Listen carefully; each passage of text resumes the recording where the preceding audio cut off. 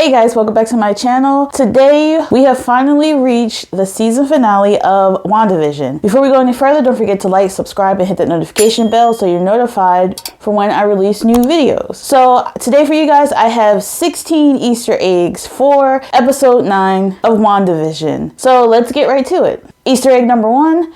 Wizard of Oz. Wanda smacks Agatha Harkness out of the sky using a car as a weapon, and when she goes to investigate, she finds only Agatha's boots are left behind. This is a cute nod to the Wizard of Oz, where the Wicked Witch of the East was killed when a house crashed on her, leaving only her boots sticking out. Agatha was tricking Wanda, of course, but this was still fun to see. Easter egg number 2, Sorcerer Supreme. According to Agatha, the Scarlet Witch is more powerful than even the Sorcerer Supreme, and I cannot wait to see Wanda and Doctor Strange together in his movie, Multiverse of Madness. Number 3, the Darkhold. We get to see at the end of episode 7 a mysterious magical book, and Agatha Harkness finally calls it by name, the Darkhold. The Darkhold is a Marvel Comics artifact that dates all the way back to Marvel Spotlight number 4 in 1972. It was written by the elder god Chthon, and it is essentially full of spells and incantations.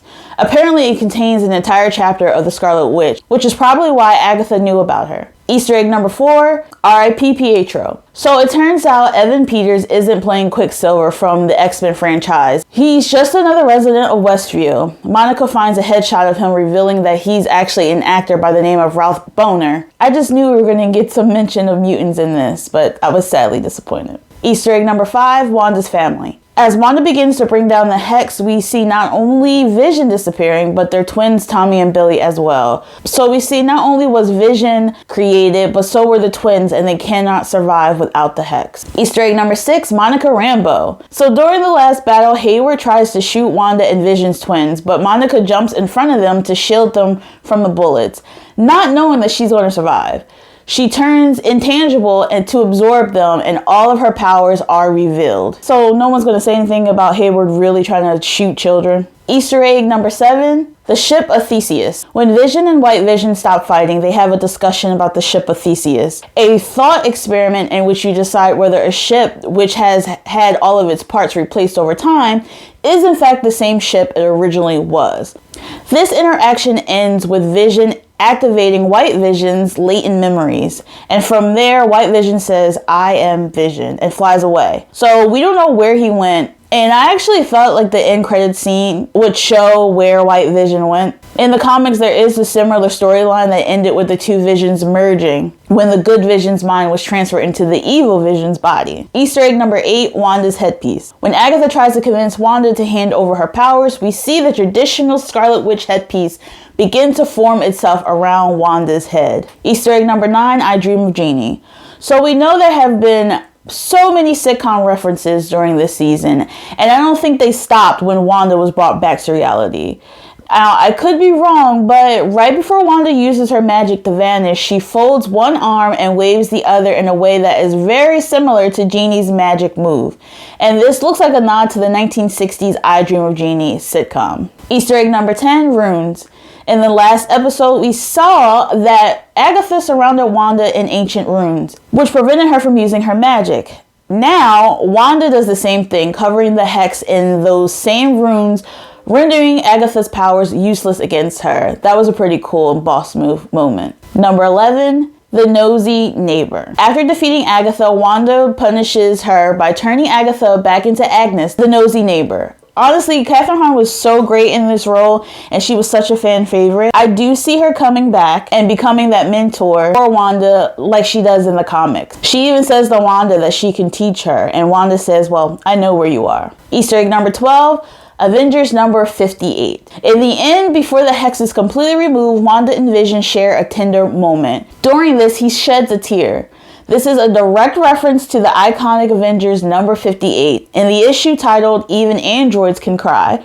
Vision cries because the Avengers not only accepted him as a teammate, but they also accepted him as a human being. This moment during the show was so heartbreaking. Easter egg number 13, Blade Runner. In the mid-credit scenes, Monica Rambeau follows an agent into the movie theater, but on the marquee of the Westview coronet is the phrase Tannhauser Gate, which is directly taken from the Tears in Rain monologue in the 1982 sci-fi Blade Runner. In the film, a monologue is given by actor Rutger Hauer, portraying an artificial life form named Roy Batty.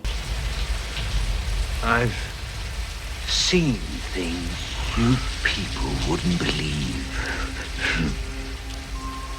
Attack ships on fire off the shoulder of Orion. I watched C-beams glitter in the dark near the Tannhauser Gate.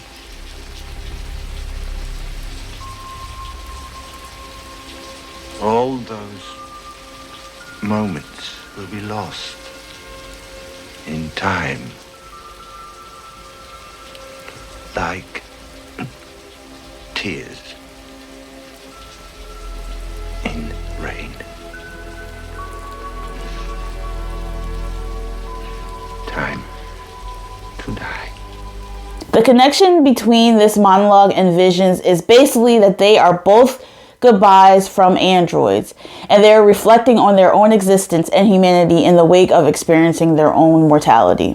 Easter egg number 14, Space Vacation. After Monica goes into the movie theater, the agent reveals that she is actually a Skrull who has been sent to bring her to space to see a friend of her mother's. So I'm assuming it's none other than Nick Fury. We know from Spider-Man Far From Home that Fury is in an alliance with the Skrulls on a mysterious mission in space. So this scene should tie nicely into Captain Marvel too. Easter egg number 15, Doctor Strange. In the second end credit scene, we see Wanda living in solitude on a mountain somewhere. She's astrally projecting herself to do two things at once. One of her is making tea and enjoying the solitude, and the other one is studying the Darkhold. This is exactly the same approach Dr. Stephen Strange used in Doctor Strange, allowing him to absorb significant knowledge at speed. And Wanda has clearly grown significantly in her powers, considering she is doing this without any previous formal training.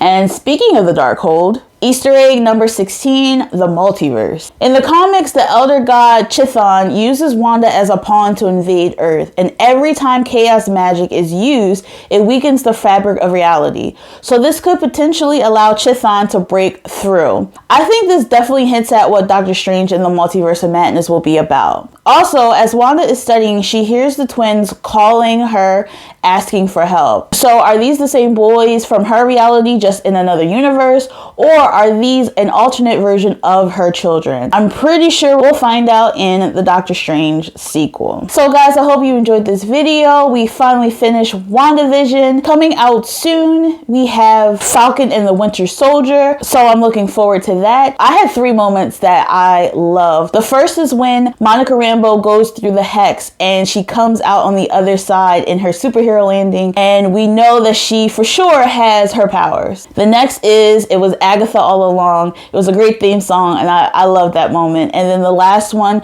is actually when Wanda reveals that she wasn't having her power source sucked out of her, and you see all the runes around Agatha, and that actually Wanda had the upper hand. So guys, let me know in the comments what was your favorite moment of this first season of WandaVision, and I'll see you guys in the next one. Bye guys.